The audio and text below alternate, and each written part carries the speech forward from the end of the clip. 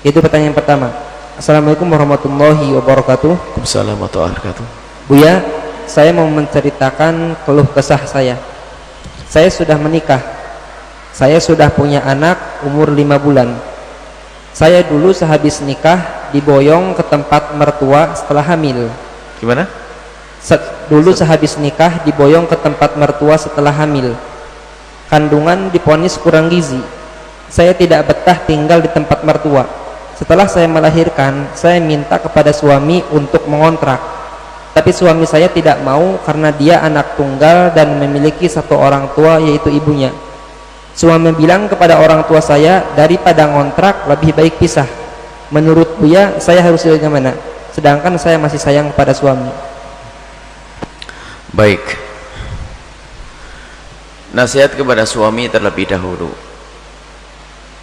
Hidup ini bukan untuk saling menindas, bukan untuk memperbudak, akan tapi justru sebaliknya, hidup ini untuk mengabdi. Maka suami yang bijak itu akan selalu berpikir tentang ketenangan seorang istri, memikirkan ketenangan seorang istri. Jangan egois, tapi tentunya memberikan ketenangan dalam wilayah wajar dan halal, bukan memaksa.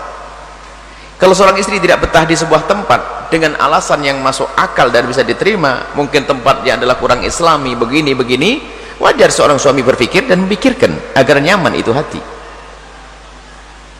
Karena istri itu bukan sekedar jasad, di dalam hatinya ada roh dan ada hati yang harus kita perhatikan. Biarpun seorang suami adalah imam, jangan biasa diktator. Nabi pun minta pendapat kepada istri beliau. Kita perlu menghadirkan makna musyawarah.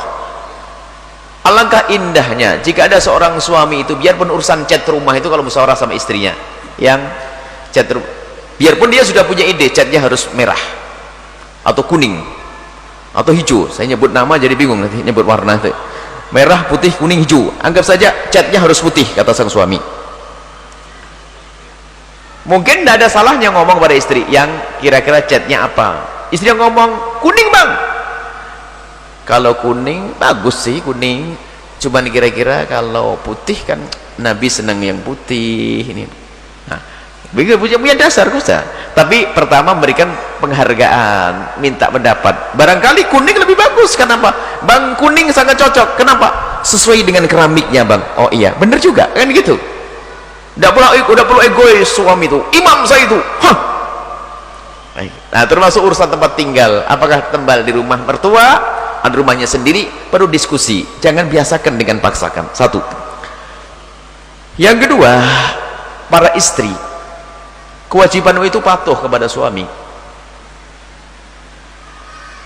jangan cerewet. Nah, seneng tadi istri, ternyata sekarang gilirannya tuh. Tadi mendengar yang pertama tadi, Buya Yahya dengan saya ini cok ini, nanti saya kirim hadiah buyanya. Sekarang giliran, jangan cerewet. Artinya kepatuhan kepada seorang suami itu penting sekali karena dia imammu. Keberkahan di dalam kepatuhan. Biarpun suamimu dalam keadaan salah selagi tidak haram, salah berpendapat, ya kan, asalkan tidak masuk wilayah haram dan tidak membahayakan, salah idenya, ya. Sedikit salah misalnya, ya, minyak goreng merek Al-Bahjah, tentunya beli merek Radioku, saya tidak nyebut orang lain. Mestinya bang, kalau untuk goreng nasi mereknya merek Al-Bahjah, apa minyak goreng aja pakai Al-Bahjah ini gimana?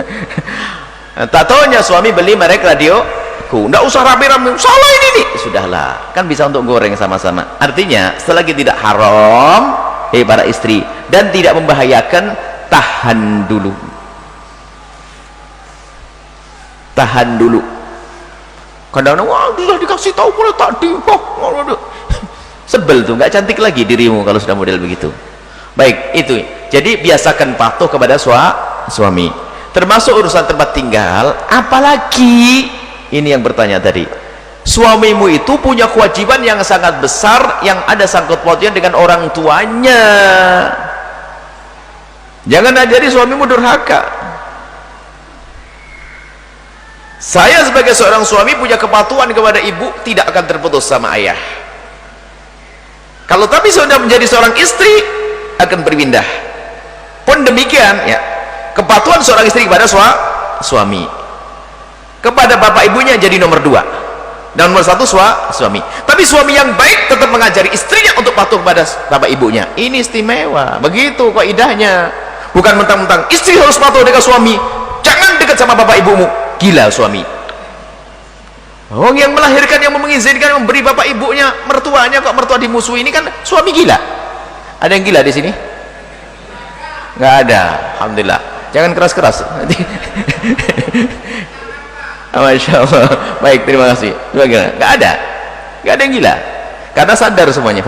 Nah, artinya dari pertanyaan tersebut, hei istri yang solehah, mungkin sekali suamimu itu adalah harus menjaga ibunya, apalagi tadi anak tunggal. Fahamlah dirimu wahai istri, sepahit apapun itu akan menjadi berkah, karena suami harus patuh pada sang istri, sang ibu. Kemudian mungkin kalau meninggalkan ibunya sangat berat, daripada harus meninggalkan ibunya, mending istrinya dipisah. Mungkin maksudnya begitu, bukan maksudnya benci kepadamu, hai yang bertanya. Maksudnya Anda ngerti, artinya seolah begini, hei ibu mertuaku, saya punya ibu yang harus saya jaga. Kalau pilihannya saya harus ke sini, mungkin lebih baik saya pisah. Kenapa? Saya punya kewajiban kepada ibuku. Tapi jangan pisah beneran, diatur deh gimana caranya. Apakah istri sesaat di sana, sesaat di sini? Kalau tadi katanya kurang gizi bukan urusan itu. Zaman ini tidak ada kurang makan ya. Enggak, Pak. Jadi mohonlah istri faham, kalau seorang suamimu masih punya kewajiban kepada ibunya dan bapaknya, tidak akan terputus sampai kapanpun. Para suami, hargai istrimu. Kalau mereka ingin berbuat baik kepada bapak ibunya, berikan kesempatan seluas-luasnya. Kemudian hargai perasaannya, jangan diktator menjadi seorang suami. Sisi lain, istri patuh, suami tidak didaktor. Apa yang kurang dalam hidup? Istri patuh, suami tidak seenaknya sendiri. Itulah makna keserasian, keindahan dalam hidup rumah tangga. Wallahu a'lam bissawab.